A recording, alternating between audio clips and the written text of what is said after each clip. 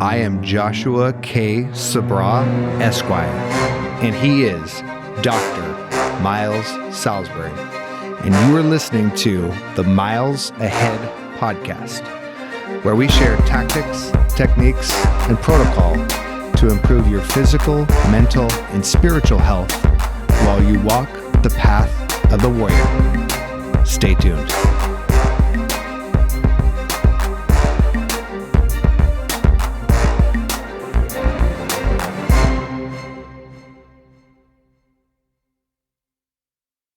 In today's episode, Miles and I talk to our most frequent guest, Phil Horning, as we discuss the takeaways and lessons learned from their recent seminar around men's work in transformational processes from the inside and out.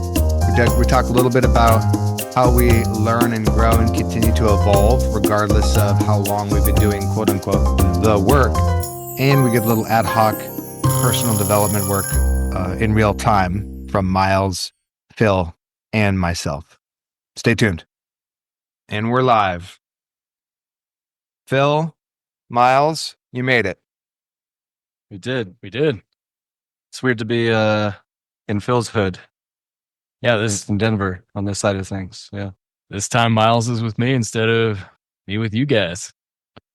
That's right. This is our first multi-location podcasts for where Miles and I are separated. That's fun. Yeah. It's weird. It feels so abandoned. Well, okay. So you guys are just wrapping up what you called a seminar in Colorado. Is that right, Miles? Yeah. It was How Best to Work with Men by Traver Boehm, the ManUncivilized creator, who has a podcast called ManUncivilized. Very good. I've mentioned it briefly on some of our episodes. Working with him was super cool. And Duey Freeman was there too, the Jedi Master, Yoda figure who used to teach at Naropa. They put it on, and some of their helpers were there too. It was cool. So this was this was like an in-depth workshop on what it's like to provide teaching and curriculum to men specifically. More in the psychotherapy or coaching space, like how to work with them therapeutically. So I was teaching men about men in general, where we are in society, where things may have gone wrong, and how to bring things back to a version of what healthy masculinity can look like. And then we did a deep dive on Dewey's attachment theory model, which is genius, and we've covered that in a few episodes. It was interesting to have men and women in the circle this time, because usually it's all men. So it was good. And I feel like we learned a lot. And Traver's super personable, super nice guy. Hope to do more work with him in the future. And him and Connor Beaton are good friends. And now I can see why, because they have a lot of crossover. Well, it sounds like super, super dense material. Just from what you've shared, that's a lot. I'm excited to get into it. So from the top down, how are you feeling at this moment? Are you decompressing at this point? Yeah. Anytime you do this kind of work, especially retreats, and there were some emotions shown because the topics are charged, so stuff comes up. You feel a little scattered and brain fogged, and what actually happened kind of catches up to you a few days later. So we're kind of in that liminal space right now, but it's good. I don't know. How are you feeling about it? I mean, yeah, it was definitely dense material. It's a lot to basically slowly unpack in my head. And I know really, after 8 hours of it, you're just kind of back in your chair, back at home, and just sitting there trying to absorb it. I know both Miles and I were just like, wow, just like we're not going to go anywhere right now. We need to take an hour and just absorb. And, yeah.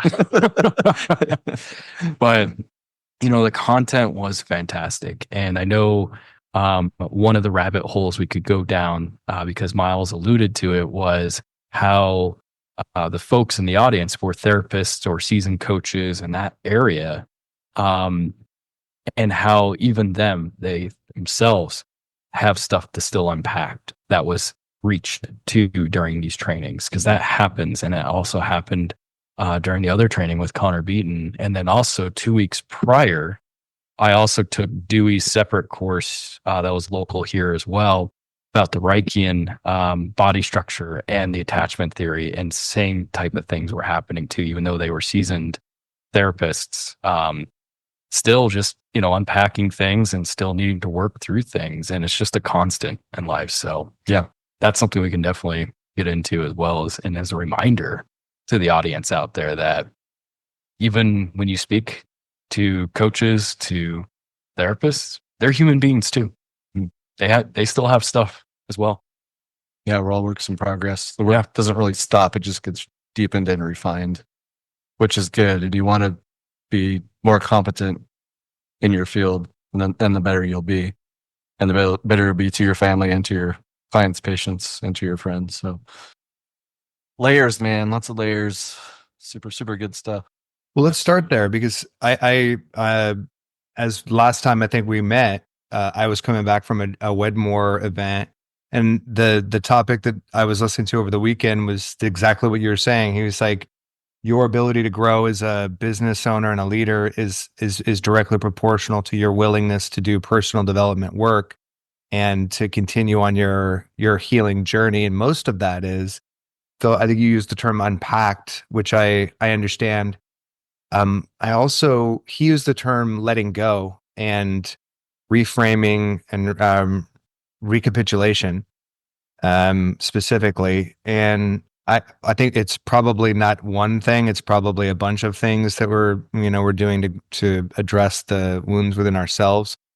But I think we should start there, because the funny part about it is, I don't know how many people you had in that group, but something slightly different was probably keyed up in every person in that circle. Would you say that that's accurate? Yeah, I mean, very much so. And, a lot of one person's pain can be felt to another person in the same manner. And that can key up things.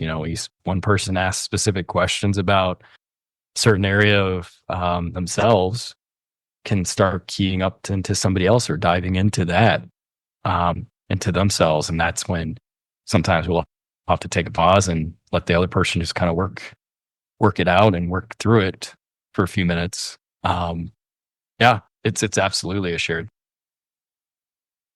Yeah, when stuff came up, Dewey would sometimes bring that person forward and ask permission if it was okay to do quasi, I don't know, it's not really psychotherapy, but just like talk about what's coming up sort of in vivo for the rest of the cohort to see.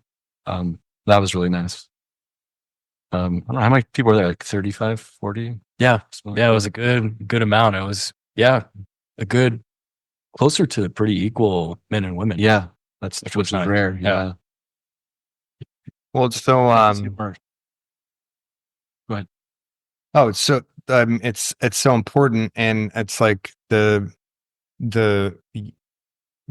work is universal. The outcomes are different, right? Getting in touch with and healing masculinity and doubling down on your version of your masculine self or your masculine energy is important.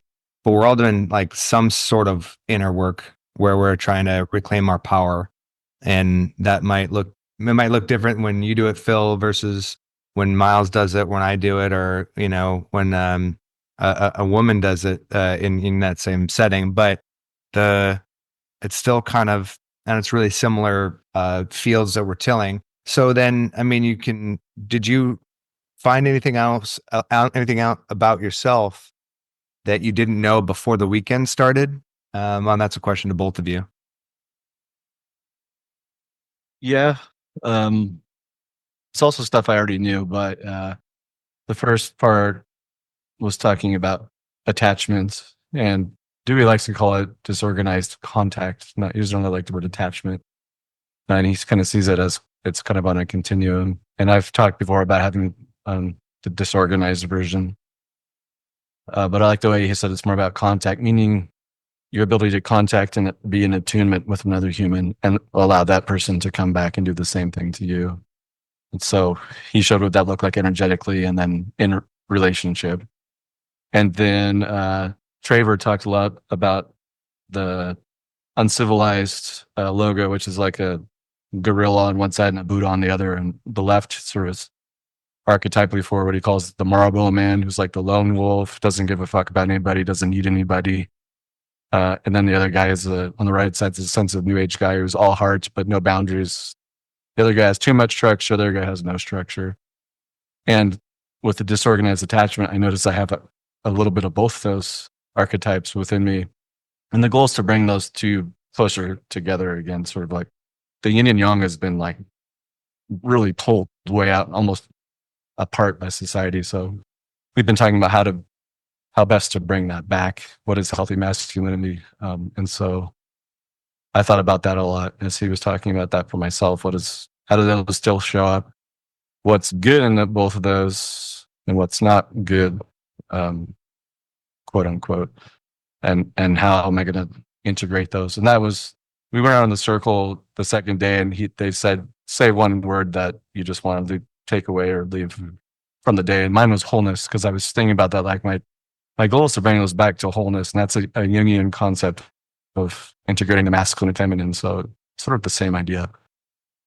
So that was what was mostly up for me. I know I was looking to see if I had his book. Traver's? Yeah, I think I have it placed somewhere else. So you could show that. Oh, there it is. Oh, grab it. Yeah. He's got tons of books. You can't see it, but there's So some good ones. what you can see is one side, as Miles was talking, was the vicious. So that's on one front cover. Then the other side is the Buddha here. So that was the image he had just kind of spliced right in the middle with that and actually just put together. So it was very interesting of how seeing that concept displayed out too, and how they talked in depth about the two different types. Really, and he said it's more like a slider scale. Yeah, too, between the types. It's like it's not everybody's all on one side or the other. not fixed. He said, yes, we are talking about more on the fringe sides where we have the super nice guy. It's all heart. It's all heart, but there's underneath that is pain. And then you have the Marlboro man who was very stoic, who's very independent and says, I don't need anybody. But once again, underneath all that is pain. So it was really cool to dive into that and learn that topic. But to kind of go back to your question there, Josh, of like more myself, what I was learning and some of the areas I was exploring was, once again, the words contact were repeated throughout the entire workshop, as that is a basis for Dewey's work too, is to make contact with everyone in a sense of relationships, friendships, your client, the therapist. So making true contact through energetic or physical or spiritual or all those means into that. Actually, emotional. That's the other one I was missing. And really for me, it was like the whole encompassing of contact and really making sure to reach out when you are present with someone, to try to match them energetically, to see, not match them, but maybe connect to them to that way energetically, making contact, not just physical, not just emotional, but all the spectrums. And so really, that was a big key component, but also some other things too, in my realizations, some of the things that I've in my past restricted myself against when it came to contact. You know, those different types of things of how I would, and I love the way that the avoidant and anxious attachments were just put down, put away. They said it's the way how you basically disattach, break contact yeah, was through anxiousness or avoidance. It's not how we attach, it's how we break that attachment. That's why I doesn't like the word attachment, because you'd already be attached to it. So I thought that was genius as well. Yeah. So I was just revealing in my own head, I was like, what in my past relationships or friendships or all that have I been doing that where I wasn't in full contact and either through anxious or avoidant means breaking contact? It's protected, right? Right. So it was just more enlightening for me to kind of just review back into my past, to my especially romantic relationships, of how I would break contact through avoidance or anxious means. So it was quite a dive to do. It was, for being just a class. Like, it was very heartfelt and activating. And the interesting thing I thought he talked about was when, men bond around activities real easily, and that's how we make friends, like shooting or rock climbing or whatever. And you can tell if it's a true deep friendship with contact. If you take away that activity, would you guys still hang out? And if it's a no, the contact was not made in a deep enough, intimate enough way. It was just pseudo around that activity, which is fine, in general, like that's going to happen. But if you want to have a squad or a community or a group of guys that's really has relationships of depth, you could do any activity and still, or take that activity away and still hang out. So I think earlier today, one of my buddies lives 15 minutes from here. He's from Germany. When I lived here in Colorado, we were roommates, and we got to see him. We had breakfast, and we just picked up right where we left off. And these two hit it off, and they're going to hang out. It's like, he's that kind of guy. Like, doesn't matter what we're doing. Like, that relationship with contact has been formed, and we've known each other for 20 years now. So that was another thing that was very poignant to me when they were explaining that. So I did want to add in one thing too with that is, like, yes, it's okay to have friendships with the groups, that you're in, similar activities where you don't go all the way into that contact level. for sure. But it is something to strive for. And for instance, like your friend was talking about how he was part of certain groups, and how if that basically the way that the wheel, that center part of that spoke wheel is gone, everything would fall apart. They wouldn't see each other again when that activity is removed. Shout out to Damien. That's his name, if he's listening. And his wife. So no, it was really cool to also learn on that. And there's tons more too we can dive into. Yeah, I mean, let's go, Damien. People who bring people together, people who are amplifiers to the people around them. It's a skill, and it's an art to have deep, meaningful relationships, and to break contact in a kind and healthy way that makes, like, you honors your energy and your personhood, and also honors the people that you're disengaging with in a healthy way. And that all of those things takes a lot of skill and work to do. So you get to learn about these concepts, and Miles has a dedication to whole and being whole. And Phil, what I hear you saying is you want to be more deliberate about having a level of deeper connection with the people that you already have, maybe acquaintanceship with or friendship. You want to be able to level it up, that intensity or intimacy or whatever it may be, where applicable, and sort of cultivate that skill set. Is that right? Yeah, I would say that's pretty spot on. Yeah, it's just deepening the contacts and deepening, or I should say, with contact.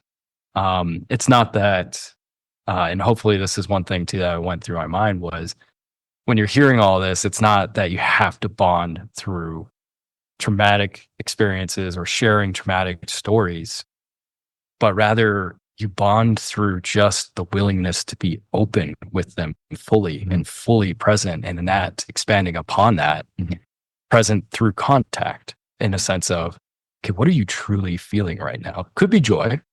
It could be happiness. It could be something, hey, this great thing. And then you meet them where that is and feeling that, making that contact.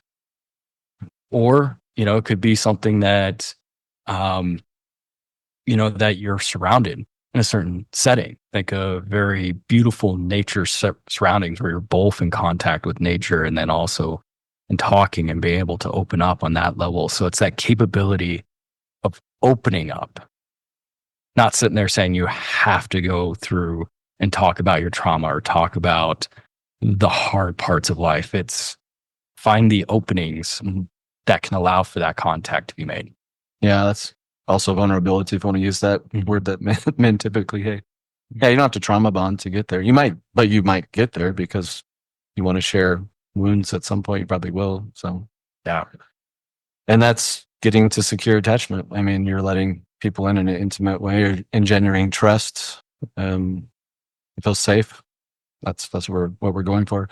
We're going back to developing an authentic sense of self. Who am I versus prioritizing to the attachment to the other person. And in our last podcast, we were talking about kind of like the nice guy and codependency. When we were kids, and this is a lot of Dewey's work too, is we give up authenticity for attachment to the parents because we're worried about them and their feelings versus growing who we are. Parents are supposed to reflect back what they see in us and help us understand what we're thinking and feeling. If that doesn't happen, we shut down our self-growth to look at what are my parents doing? Do I need to tell you who you are? Do I need to calm your anger down so I don't feel unsafe in my environment? Do I need to hide your liquor so you don't drink? Do I have to do all this weird stuff?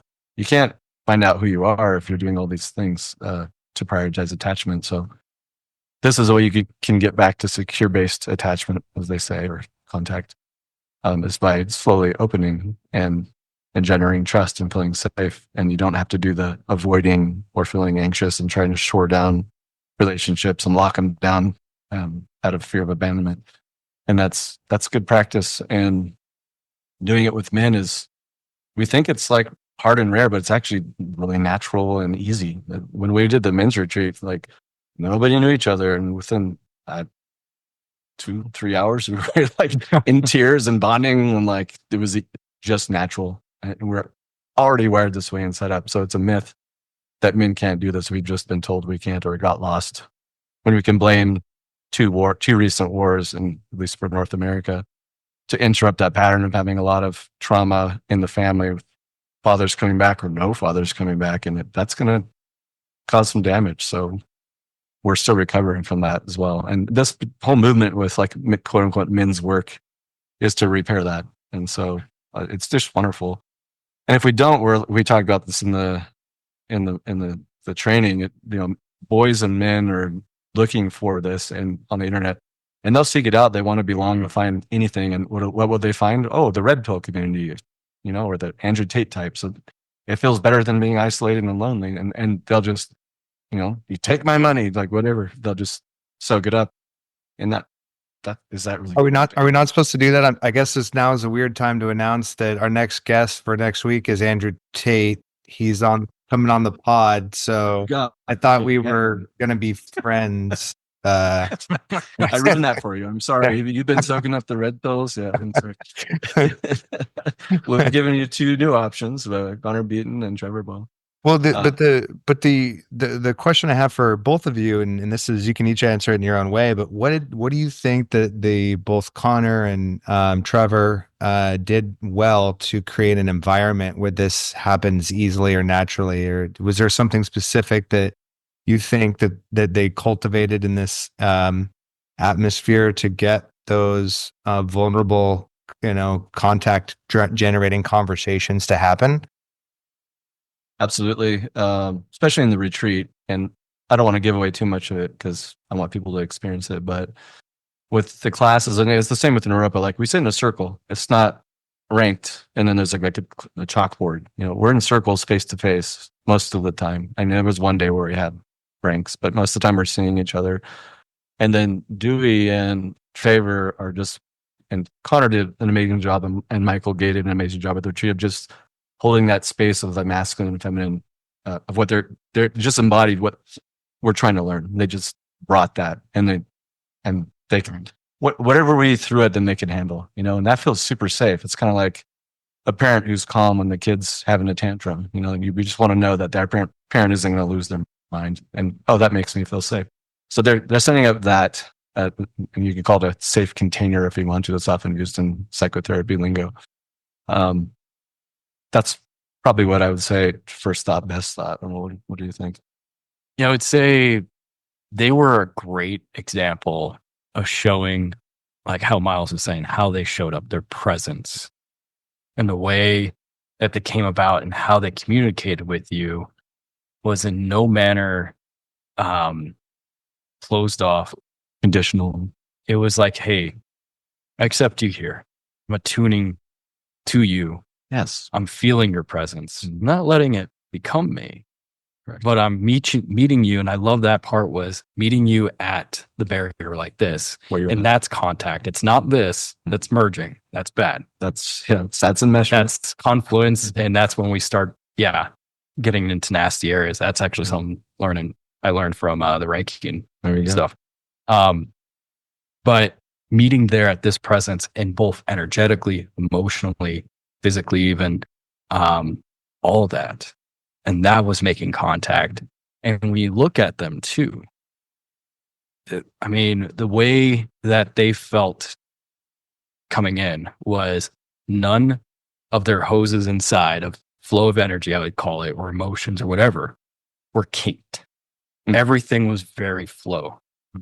It seemed that way. Like you could feel that presence. And when you just kind of like, hey, I'm meeting you here. And what happened too throughout retreat, through these types of things, was people started unkinking their hoses and letting everything within their body, that somatic experience flow. And there wasn't like emotional leakage on the other spectrum where there were no boundaries, and it was just like free for all.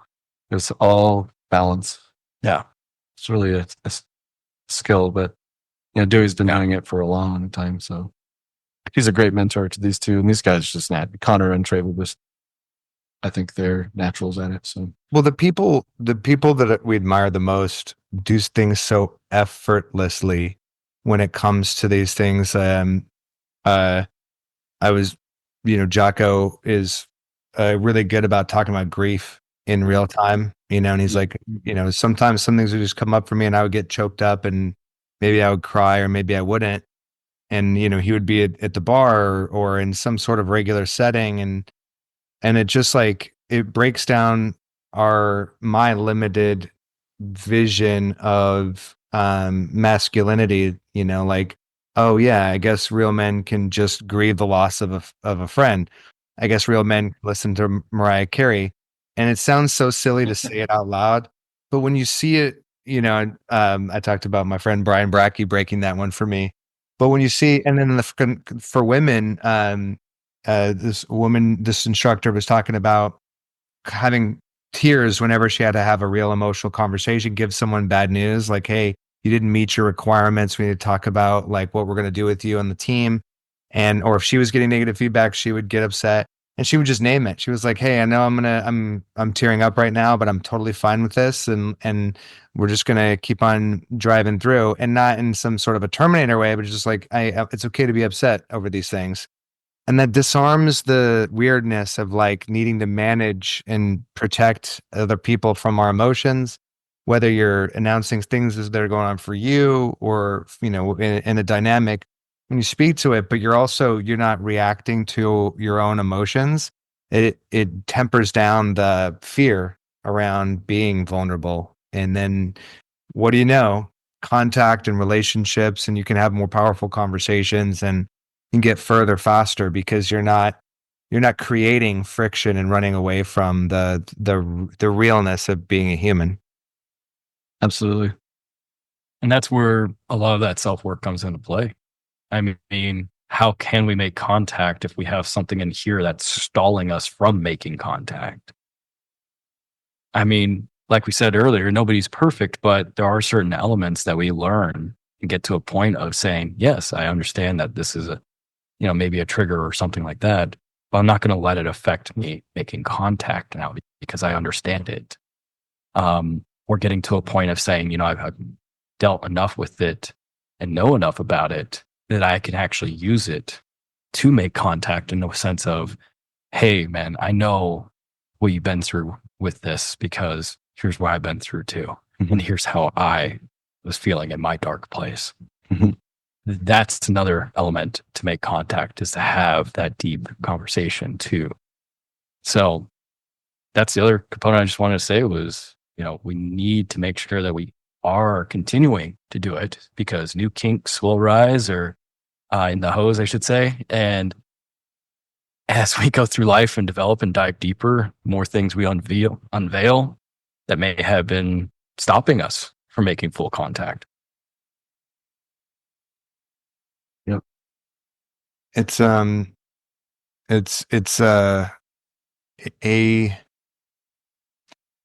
I still struggle with the vulnerability piece because I conflate emotions with manipulation. I think this is probably not an uncommon thing, but Say more sometimes about I have something passionate to say or something that it impacts me. I don't share it, and I had a life coach.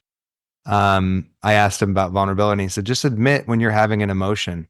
If you can just admit that in a conversation and saying, hey, Phil, when you brought this up, actually it upset me because it reminded me of this.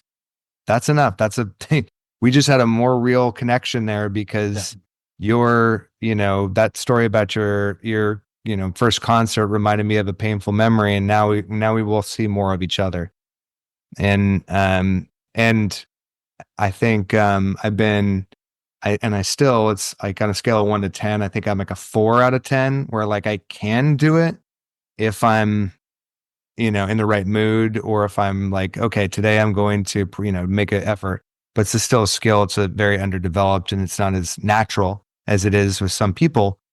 But getting those reps in helps me have the next conversation and the next conversation and the next, maybe more intense or more triggering or more fraught emotion that I could share. But it is something that I've been working on cultivating for a long time. And you don't even think about that as a handicap, but it's a huge handicap when it comes to building relationships, and that's basically the cornerstone of your career and your social health and mental health. Oh, yeah.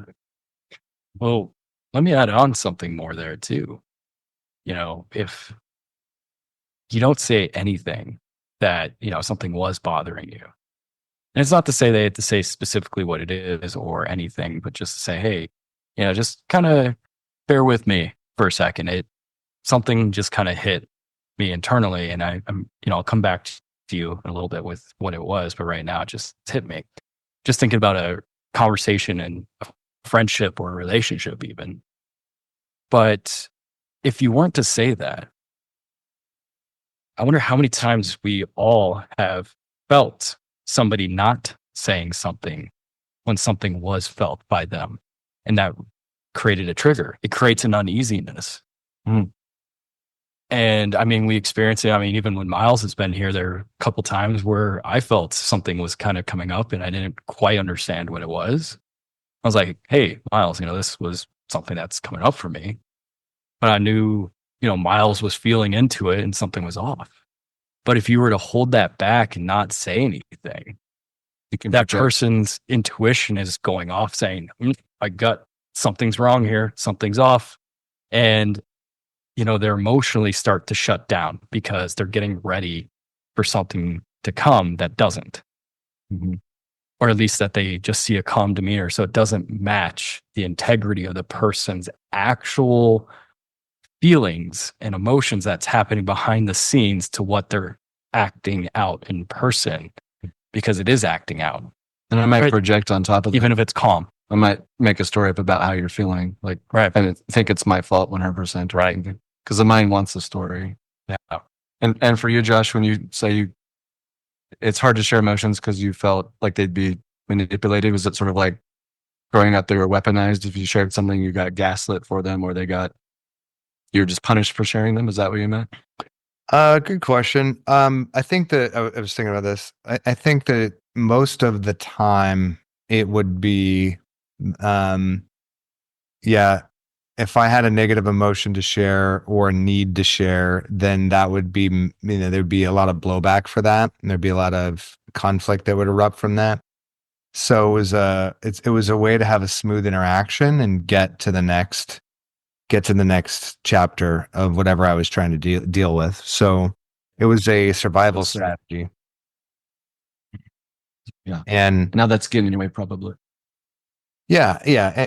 And it's there's a balance, right? There's a level of diplomacy to keep going, right? Because I try to balance the I was just talking about this with my girlfriend. I have there's an asymmetry of information when you're dealing with people, when you're coaching in the health space, right? Because I have so much larger data sets. I'm on my 1,000th client or whatever, and I've got terabytes of behavioral inputs, and somebody is doing something that is destructive to the goal, but might not be destructive to the actual skill we're working on at the moment. So not everything needs to be addressed and fixed now. And it's a little bit of like, if I'm playing basketball with a third grader, I can't call every double dribble because we're trying to get them to not travel. And once we can get them playing at that level, then I'd layer in the next thing. So there's a little bit of, we'll talk about that later, Brenda. Like right now, we're getting 4 meals of 40 grams of protein every 4 hours. We're doing the 4x4 challenge. So we're just going to worry on that right now. Your Rice Krispie treats are not on the. I'm not. I don't have a problem with them at this juncture. You know. So there's a level of, we need to acknowledge what's happening, but not spend too much time on it. So there's a level of just being practical. You know. And you were talking about every single thing that comes up with you. Have you ever seen any Vince Vaughn movie where he talks through the entire movie, whether it's Made or Bad Monkey just came out? He comments on every single thing and every single second and every frame. He's constantly narrating his emotional experience, and it's hilarious and exhausting. And you want to punch him in the face and you hate him, right? But he, you end up falling more in love with that character because they're so earnest and authentic, with what is happening. I think there's a level of having to embrace the inconvenience of being real with people, and especially because it's so often not the way that we go about the world. I don't know.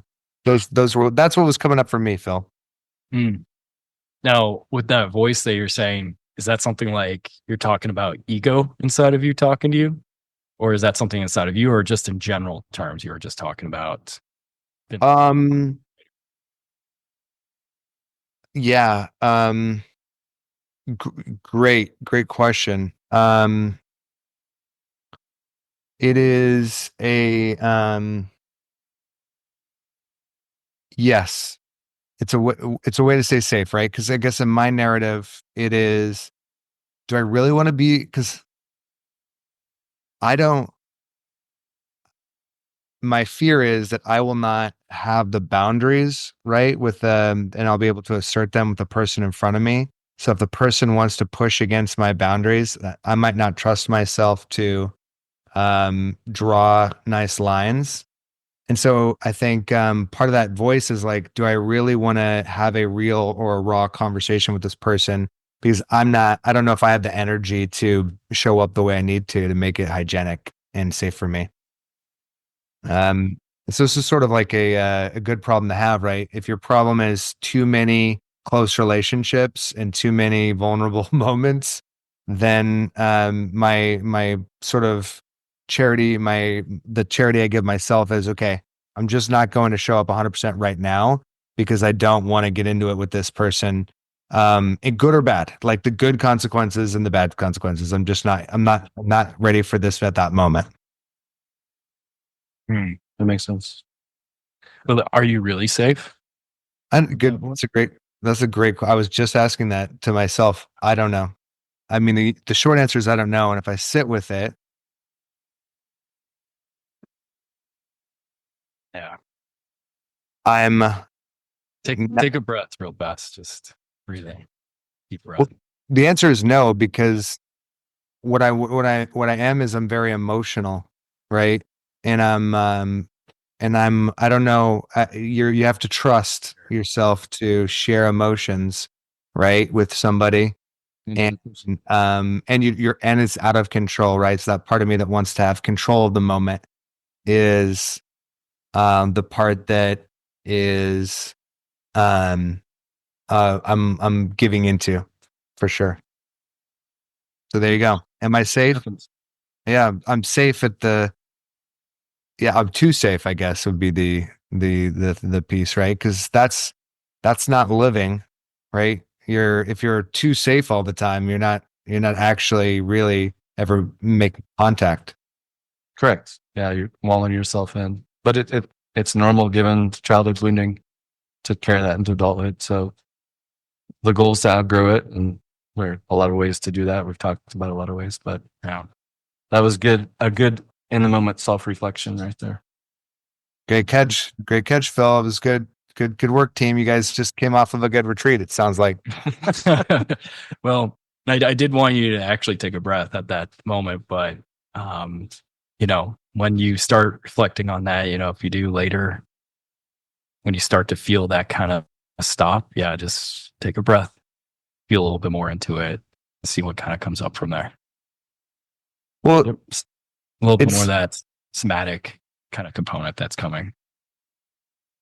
I'm all about feeling through things, but one of the things that it takes to run a business or get a date or be a coach, and the only you have to deal with loss and rejection a lot, right? The only similarity that being a personal trainer or a health coach has to being a drill sergeant is that the drill sergeant sheds tears when soldiers wash out and they quit on themselves, because they know how hard that soldier's life has already been and how harder it gets when you go backwards and you quit on yourself one more time. And the heartbreak that is, how close that you are to finishing, and then you let it go. And every coach knows and every therapist knows, right? You see somebody who's drowning in 3 feet of water and you're just like, fuck, if they could just get out of this tub, it'd be over. This part would be over. The pain and suffering of being a human would still be there. And the feeling into things and the somatic piece is I'm very raw, because every cohort, every quarter, every conversation, every round of every program I run, I have outstanding successes and I share them on my podcast. I'm so happy to have them. And then I have people who they stop 3 feet from gold, and that hurts. And it hurts because I love them and I want them to win, right? And it hurts because I care a lot. And that little voice of, that person trying to hold back is me protecting me from me, right? Mm-hmm. So I don't have to feel that burn of almost delivering or almost, getting that touchdown and then not doing it. So I think that the reminder for me is a great conversation, is a great reminder of that means I'm fucking in the right game. That means I'm doing it right. If if I can be disappointed, if I can be heartbroken, if I can be wildly excited, that's exactly that I'm in the right spot and I'm actually living. And if it was just another number, then it would be time to get out. Yeah. Well said. Yeah. All right. Well, I'll forward you the money for the therapy as usual. I'll send you the bill. No, it was really great to see you again and talk with you. Heck yeah, Phil. I'm excited. I can't wait to see you out here. We gotta get something, whether it's a hike or a psychedelic journey. We'll get something on the books. That sounds good. Yeah. I plan on coming back out sometime during the winter here for probably a week or so. So, well, when I say winter, Colorado winter. Not the Portland winter. that's totally different. Maybe we can get you out here for a ManUncivilized event or something. Yeah. He stays pretty local for the most part. He lives here, Traver. So yeah, That'd be kind of fun too, just to do that. 100%. I've got a passport, and I know you don't need one for Colorado, but just saying. If you don't have the real ID, you do. I got told at the airport on the way here I didn't have the real ID, and it's like, no, these are one of the new ones. And they're like, no, there's a newer new one. I'm like, oh, Wow. can't wait. You got the fake real ID. I have the fake real ID. Exactly. Just bring my passport. I'm so stupid. Yeah, we can't trust you. No, Yeah. exactly. If Miles is your real name, Don't break contact with me. that's good. All right, guys. Well, Contact. on that note, we'll safely break contact and look forward to our next meeting. Yes, Mike man. West, great time as always. Heck yeah. We're out.